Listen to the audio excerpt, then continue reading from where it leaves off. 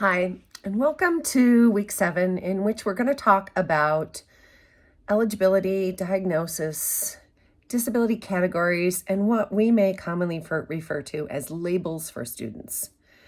I have just a few short videos and a series of slides to go over this, and then we're going to just dig in deep this week to your assignment.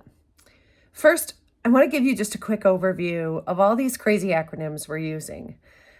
I want to be sure that you remember that IDEA is our Federal Individuals with Disabilities Education Act, and that really kind of falls under OSEP, which is the Office of Special Education Programming at the Department of Education at the federal level. So IDEA and OSEP are our federal regulations. In educational policy and law, states may determine their own specific requirements, laws, and policies. They must meet the federal law at a minimum level and then can go into more detail from there. But the minimum level of service, understanding, and definition is always the federal definition and policy.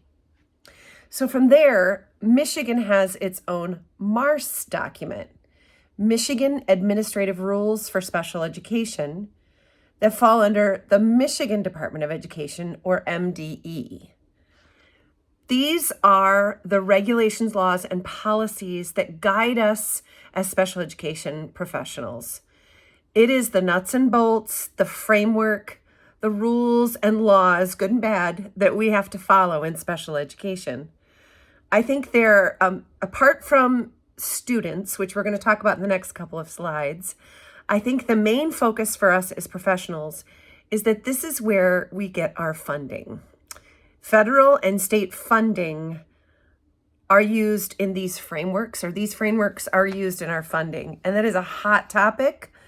It's something that will always be a major topic of conversation. And it could be an entire another course, let alone lecture.